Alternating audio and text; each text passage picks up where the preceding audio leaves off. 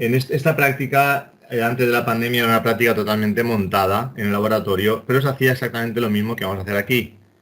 Si tenéis curiosidad por ver cómo se montaba, algunos detalles de su montaje, podéis ver el vídeo que está en el canal de YouTube de TCO Etchim. Bueno, la práctica vamos a hacer, bueno, como podéis pensar, vamos a hacer, pues, vamos a ejercitar el transistor BJT en sus tres zonas de trabajo: corte, activa directa y saturación. Y luego vamos a hacer diferentes modos con diferentes tipos de simulación. Como siempre, ya sabéis, podéis entrar en el Polylabs, entráis en el espacio Disca, y dentro del espacio Disca, pues podéis abrir el schematics del que está ahí disponible, ¿vale? Mira, recordar esta nota que pone aquí, muy importante, ¿vale? Por supuesto, la práctica sabéis que tenéis que leerlo todo, ¿vale? Recordad que cuando guardéis un circuito no pongáis caracteres raros como espacios, acentos, preferiblemente, pues eso, un nombre sencillito, pues mira, prac3, ejercicio A, ejercicio B, o sea, como queráis. Incluso no renombrarlos con el nombre que nos propone Schematics, sino poner un nombre sencillito y corto, ¿vale? También la ruta en la cual lo guardáis también debe ser sencilla y corta, sin espacios, sin cosas raras. Entonces, si ponéis, si lo guardáis en la unidad W que os propone aquí, pues bueno, pues en ese caso podéis guardarlo en pues, WTCO, pues una cosa muy sencillita.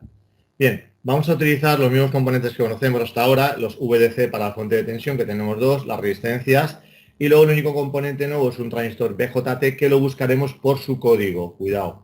Q2, Q es la letra que se le asigna a los transistores BJT en circuitos, ¿vale? Q1, Q2, Q3, Q4, entonces por eso es Q. Igual que en diodo era D, pero realmente ese transistor, si tuviéramos que comprarlo en la tienda, no diríamos Q2N, diríamos 2N, ¿vale? El Q se lo hemos añadido aquí, se le ha añadido el PSpice, ¿vale?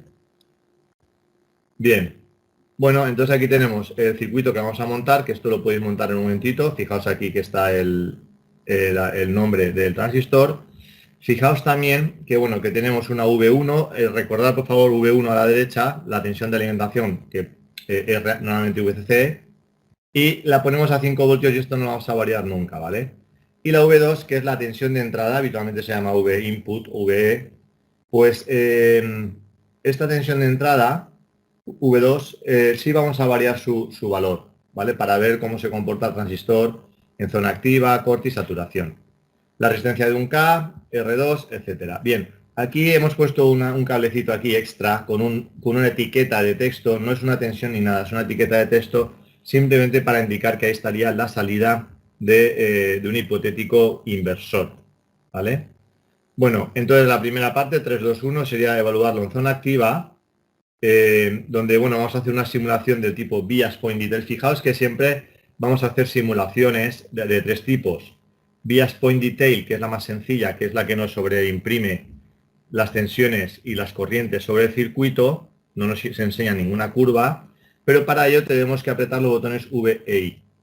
Y aquí, a partir de esto, tenemos que ir contestando las cuestiones. Entonces, en el primer apartado nos dice que pongamos 2,5 voltios, que ya os adelanto que, bueno, que posiblemente esté en activa, ¿vale? Esté en activa directa, ¿vale? Pues entonces aquí tenemos que hacer la comprobación, a ver si efectivamente estamos en activa directa, que presumiblemente estaremos. Como estamos en activa directa, la beta la podemos calcular empíricamente. ¿Cómo? Pues averiguando cuánto vale la corriente de colector, cuánto vale la corriente de base y despejando. La beta la despejamos fácilmente así. Pasamos la IB dividiendo y queda IC partido IB. Esto de la Q la pone porque es el punto Q de trabajo. Me da lo mismo poner Q que no poner Q, pero por si acaso dice, ¿esto de Q qué es? Viene de quiescent, ¿vale? Quiescent, y es el punto de trabajo que se suele decir, ¿vale? Claro, es el punto de trabajo que le hemos dado. Vale. Zona de corte y saturación. Vale, ahora vamos a llevar a la zona de corte y saturación, y para ello fijaos que lo que vamos a hacer va a ser ir variando. Vamos a variar la tensión de entrada V2, la vamos a variar de 0 a 5 voltios. ¿Esto cómo lo hacemos? Pues cambiando el tipo de análisis, que ahora el análisis va a ser de tipo DC sweep, donde vamos a marcar un voltaje de entrada, un voltaje final, un voltaje inicial, un voltaje final y un incremento, ¿vale? Y vamos a variar la V2. Cuidado, si hemos cambiado los nombres, sin querer, pues vamos a variar la que no toca. Entonces, fijaos que tenemos que variar la VDC que tenemos a la izquierda, la que hace de entrada, ¿vale? La que hace de entrada. Vale, bien, pues entonces vamos a variarlo y ahí sí vamos a ver unas curvas. Vamos a ver unas curvas que van a ser la tensión VBE y la tensión VCE, las dos tensiones características del transistor VBE y VCE. Vamos a ver esas dos. Fijaos que como vuelvo al circuito, como tanto tendríamos que hacer la resta, ¿no? Esto es base, esto es emisor y esto es colector. Si quiero ver la tensión VCE, debería hacer VC menos VE. Pero como V está en masa, en este circuito particular, está en masa, pues realmente simplemente viendo la tensión en el punto, que lo veré, en el punto este de aquí, que dentro de Spice sería, bueno, podemos poner simplemente una flecha con el V, ¿vale? Esto de aquí, que pusimos un marcador, o localizar el punto colector del transistor Q1. Cuando le demos Add Trace, cuando ya estemos en el probe, igual, bueno, lo viste en la práctica 1, si no parecería que estoy hablando en chino. Cuando estemos en el programa probe, este que es negro, cuando no se ha dado ningún error, que nos pone no errors y tal, entonces buscamos los nodos correspondientes al transistor BJT y veremos que hay un nodo para el colector, otro para la base, otro para el emisor, ¿vale? Pues tenemos que seleccionar uno de esos nodos. Seleccionamos ese nodo y ya nos va a dar la tensión VC. ¿Por qué? Porque el emisor está en masa. Si no estuviera en masa, tendríamos que haber hecho la resta, que es lo que nos aclara aquí, ¿vale? Aquí esto es una aclaración, no que tengamos que hacerlo así. Fijaos, esto es una aclaración, ¿eh? O sea que realmente teníamos que haber cogido VQ1B menos VQ1E para la VBE y VQ1C menos VQ1E para la VCE. Esto es lo que teóricamente hubiéramos tenido que hacer en cualquier otro circuito. Como el circuito nuestro es más simple, esto es masa, por tanto lo despejamos, ¿vale? Bien, también podemos poner los voltage mark que tenemos. Luego, cuando estemos visualizando esas curvas, haremos un Add Plot to Window en el menú de probe, no en el menú del schematics, en el probe, en la pantalla en negro. Y en Add Plot to Window vamos a ver otra pantalla. Entonces vamos a tener en el ordenador, en el display, vamos a tener la pantalla de voltios y arriba otro plot que hemos añadido para ver corriente. ¿Por qué tienen que ser diferentes plots? Porque unos de voltios en el eje Y y otros de corriente en el eje Y. Entonces, claro, tiene que ser diferente plot, porque no tienen la misma escala. ¿Vale? Entonces, ahí vamos a ver cómo se comporta la IC. Vamos a poner la corriente IC de transistor Q1. La IC, que es muy importante, es otra de las incógnitas importantes. Bien, pues bueno, a partir de ahí vamos calculando la zona de corte donde está, leéis todo esto, y para contestar dónde se produce realmente el corte del transistor, qué tensión de entrada hace que esté en corte. En teoría, para nosotros sabéis que era 0,607 por ahí, ¿vale? A qué tensión estará la salida, VS, y a qué tensión y qué corriente tendremos de corte. La corriente presumiblemente debería ser cero, ¿no? Y la VS debería ser la tensión de alimentación, 5 voltios, ¿vale? Pues todo eso tenéis que verlo, o muy próximo, ¿eh? Igual justo 5,5 no, pero igual muy próximo. Bien. Zona de saturación, aquella en la que deja de cumplirse esto, ¿vale? Pues también vamos a intentar buscarla a partir de encontrar una tensión de VC que sea 0,2. Aquí sí que no lo han marcado, ¿vale?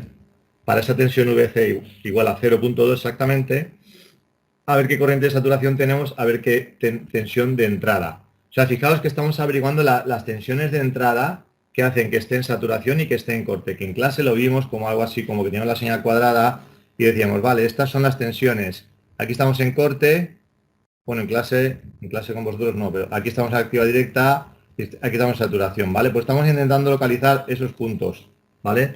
Donde cambiamos de una zona a otra, porque para luego verlo en régimen digital es fundamental. Vale, seguimos. Está el transistor saturado, justifica la respuesta, el transistor, y luego ya por último, el último punto que vamos a ver es el transistor en conmutación. Aquí vamos a hacer un cambio, y es que en lugar de la V2 de ser una VDC, quitamos la VDC y ponemos un nuevo componente que se llama VPulse, este de aquí, ¿vale? VPulse. Ese se llama VPulse y tiene una serie de parámetros que vienen aquí, todos estos, ¿ves? El VPulse tiene todos estos parámetros, ¿vale? Que hay que configurarlos como dándole doble clic al componente, se pone en rojito, aparece el desplegable y vamos poniéndole todos los valores que vemos aquí. Esto básicamente es para definir, bueno, como podéis intuir, vamos a definir un pulso con unos tiempos de subida, unos tiempos de bajada, una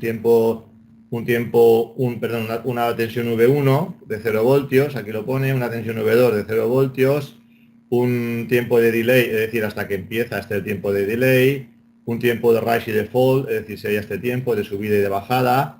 Es decir, que vamos a definir perfectamente ese pulso como es un pulse width, que sería el de aquí a aquí, el pulse width. Es decir, que vamos a definirlo absolutamente todo.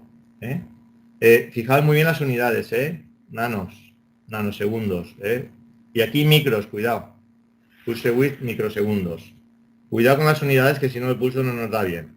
Porque luego el transient lo vamos a hacer con un print step de 0, que es el mínimo lógicamente, y un final time de 200 micros. Claro, en este final time nos tiene que ser suficiente para poder ver todo el pulso, cómo sube y cómo baja, ¿vale?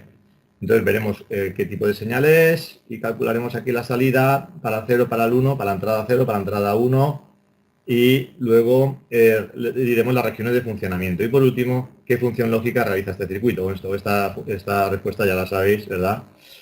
Vale. Pues nada, con todo esto quedaría explicada la práctica. Si tienes alguna